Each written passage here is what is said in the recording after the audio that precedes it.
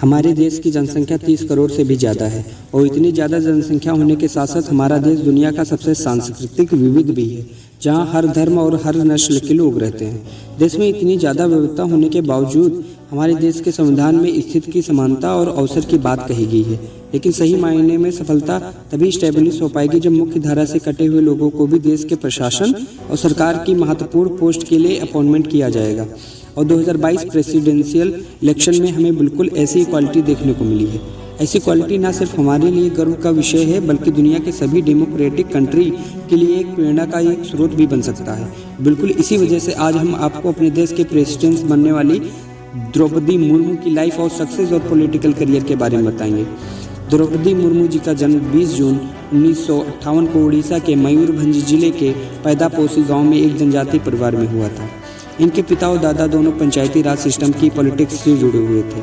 अपनी प्राइमरी और secondary education complete करने के बाद एक स्कूल टीचर के रूप में सबसे पहले इन्होंने अपनी टीचिंग करियर की शुरुआत करी और इसी दौरान उड़ीसा के रायरंगपुर में स्थित श्री औरोबिंदो इंस्टीट्यूट में इन्होंने असिस्टेंट प्रोफेसर के रूप में काम किया।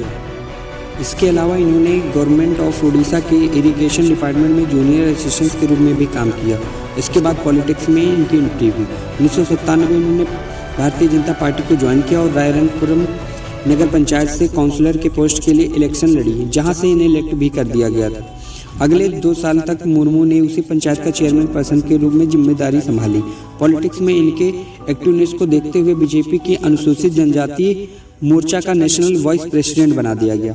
साल 2000 के उड़ीसा असेंबली इलेक्शन में एमएलए के पद के लिए खड़े होकर अपने पॉलिटिकल करियर को एक कदम और आगे बढ़ाया और रायरंगपुर असेंबली कॉन्स्टिट्यूएंसी से एमएलए के रूप में इन्हें इलेक्ट कर दिया गया। इसके बाद 2004 में फिर दोबारा इन्हें एमएलए के रूप में इलेक्ट किया गया। वहीं दूसरी तरफ 2006 से 9 तक के मयूरगंज डिस्ट्रिक्ट के बीजेपी प्रेसिडेंट के साथ साथ बीजेपी अनुसूचित जनजाति मोर्चा के स्टेट प्रेसिडेंट के रूप में भी मुर्मू काम करती रही।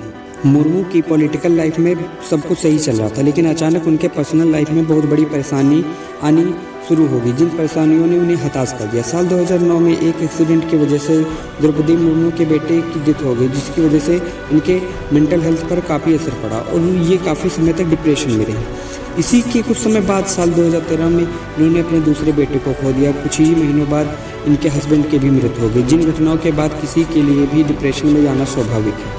द्रौपदी के अनुसार अपने इस डिप्रेशन मेंटल से जोन से बाहर निकलने के लिए वो ब्रह्म कुमारी संस्था से जुड़ी, जिससे इन्हें काफ़ी मदद मिली और इस स्थिति से बाहर निकलने के बाद इन्होंने जनता की सेवा के लिए अपने लक्ष्य पर दोबारा काम करना शुरू किया और 18 मई 2015 को द्रौपदी ने झारखंड के गवर्नर के रूप में शपथ ली। इनके साथ ही मुर्मू झारखंड के गवर्नर के रूप में जिम्मेदारी संभालने वाली पहली महिला थी। इस तरीके से गवर्नर के रूप में इनका शपथ लेना महिलाओं के लिए भी गर्व का विषय बना।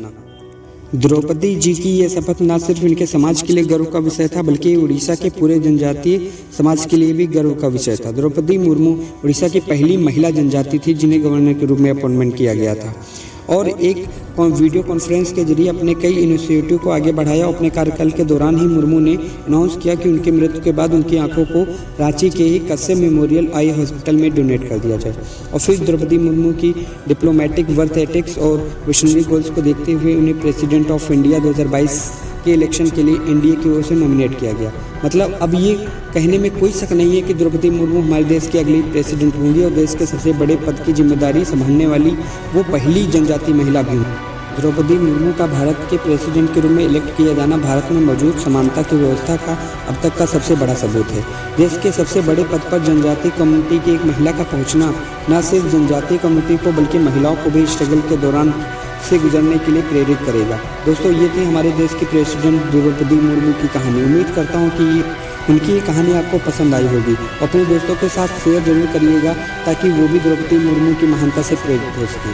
महिलाएं भी किसी से कम नहीं हैं, ये कहानी से दिखाया जा सकता है कि महिलाएं जो सोचें वो कर सकती हैं। सिर्फ वो आगे बढ़ने के लिए उनके अंदर एक प्रेरणा होनी चाहिए, आग होनी चाहिए। अगर ये स्टोरी आपको अच्छी लगी हो तो लाइक शेयर एंड सब्सक्राइब जरूर करें। धन्यवाद। जय हिंद।